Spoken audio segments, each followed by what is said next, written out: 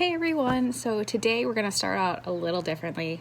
I'm still in school because the governor put the closure starting tomorrow, so I want to get this out there early in case anyone is already at a loss for what to do with their kids, or if you're just really stressed out like I am right now. So hopefully this activity can let us calm down, take a deep breath together, and create something beautiful. So what I would like to do today, this is one of my favorite books. I know some of you guys may have read it a lot to your kids already, or maybe you've read it, or maybe you don't have kids and this is the first time you've even heard about this book, The Dot by Peter H. Reynolds. There's a lot of people that read it already on YouTube, or that there's like sing-along versions of it. It's a great book. I'll have a separate video where I read it. That way if you want to show it to your kids, you can. But for those of you, just to get the gist of it, the idea is there's this little girl in an art class who is afraid to make a mistake, and so her paper is blank and she sits there all art class, doesn't do anything. And so the teacher just says, make a dot, just put your pencil down. And so she does that, and it transforms into all of these beautiful creations, all these dots. And so it goes and goes, and she gets her own style, and she creates dot by not creating dots and all these things. And so anyways, I'll read this book in another video. That way you guys can look at it if you want to. And so this is my inspiration for today, the dot. I want to start as real simple with one element, one shape, a circle. There's no thought. You don't have to be worried or like, I can't do this, I don't know how to make art. It's fine. Everyone can use it as a way to relax. So what we're going to think about is just circles and circles, however you want to do it. Do you want to do one little circle? Do you want to do circles within circles? I did oil pastels for this sample, but I'm going to show you a couple different ways you can do it. Crayons work, markers work, anything you have at home. If you don't have any of those things and you only have a pencil, well, that's fine too. Do value light to dark. So let's get to work. All right, guys, so here we go. Here I have a nice blank sheet of paper. It can be super overwhelming to have a blank sheet of paper. I get that. I have plenty of sketchbooks that are completely empty because the sketchbook itself is way too pretty to draw in. That's the way I think. So sometimes what I have to force myself to do is just make a dot. So if your kids are like me and they're nervous to make a mistake, like I just made that dot, and I'm not gonna lie, I don't like it. It's not actually even a dot. It's like an upside down L. So now I can go fix it. That's what we're really trying to teach kids, adults, anyone.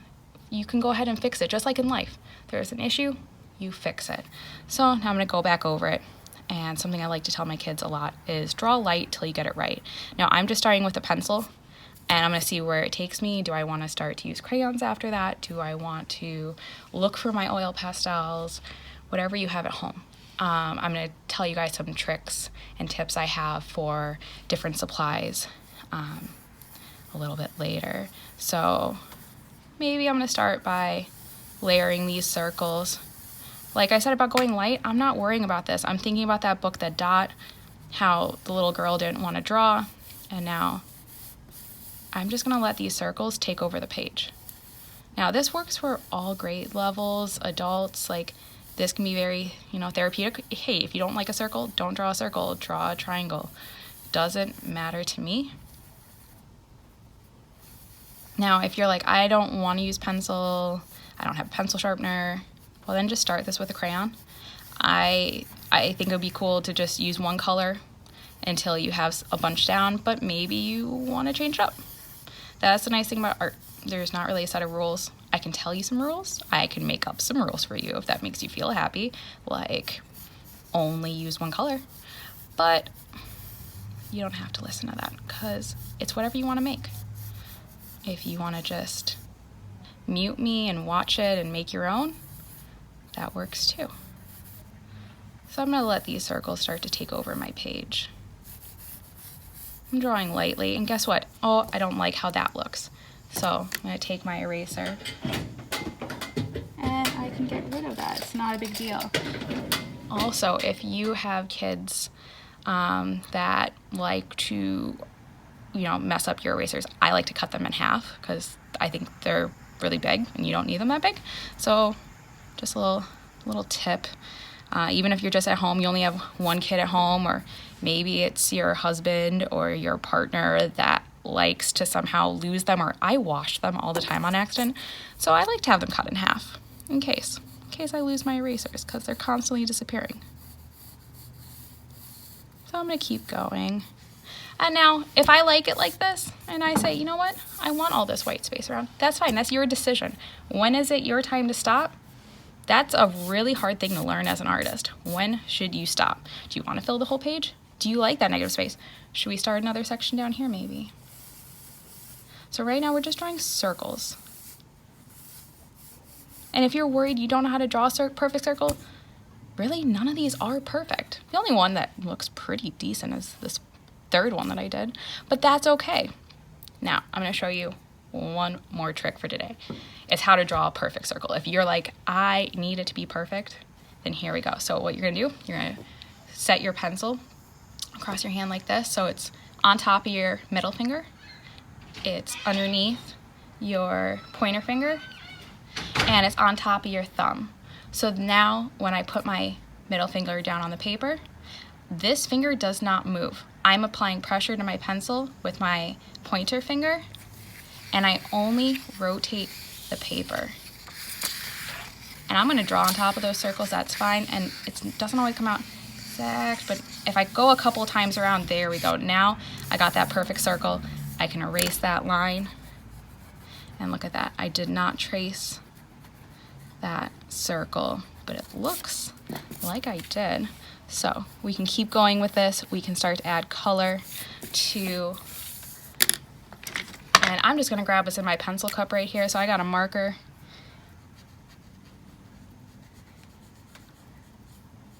Now, all right, so we're back. Well, maybe we'll see if I get these combined. It's my first time making one of these videos. So I'm gonna finish this circle here. Now, I know I have a lot of students that are very concerned about making things perfect, but let's not worry about being perfect today. Let's not worry about our craftsmanship. Let's just try to take a little bit of breath. Let's try to relax together. So I got that ring. I'm not really caring for how opaque this marker is. So it's also a brush style. Again, I just grabbed what I had next to me. The nice thing about this project, you can do it with whatever you have. So I just grabbed my little bucket of crayons. They're going everywhere. And I have so many random, it doesn't matter. I tell the kids, you use what you have. It doesn't matter, whatever you have. I don't get rid of things. And you're just gonna keep going. And it's up to you. Do you want to do this for 30 minutes, or do you want to take a break? Come back to it. Maybe you work on this throughout your day. You have, you don't have any kids at home. You're just watching this because you need a way to relax. That's fine. You work on this for 5 minutes. This is your break. This is how you get to spend some time relaxing. Maybe you need to take a few breaths. That's fine. You don't have to do this in one setting.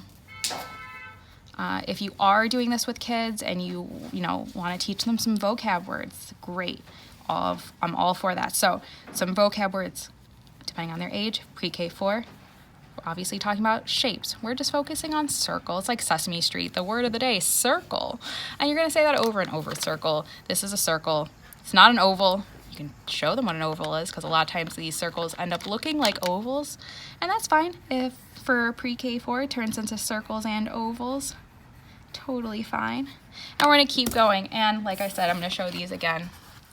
Here are some that I like to do. This is honestly for me, it's a way of meditation. It's a way of relaxing when you need to take a little bit of a breath. So anyways, I hope you enjoy.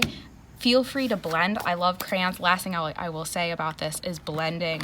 So we'll talk more tomorrow about colors and blending colors, but even some, I know adults don't always remember from grade school. you know, yellow and blue makes green. So we can put that yellow crayon on top of that green crayon and it's gonna be beautiful. Crayons blend so well. So have fun, see what you make. Please post below a photo of what you make, and please feel free to share this. And hopefully everyone is staying safe and staying away from others. If you do have to go see others like I do today, you know, wash your hands, soap and water. If you don't have soap and water, hand sanitizer. I got a bottle right here next to my desk. You know, I have a sink in my room too. I try to wash it as much as possible, but let's all stay safe and let's make some art together. Thank you so much for joining me. Bye.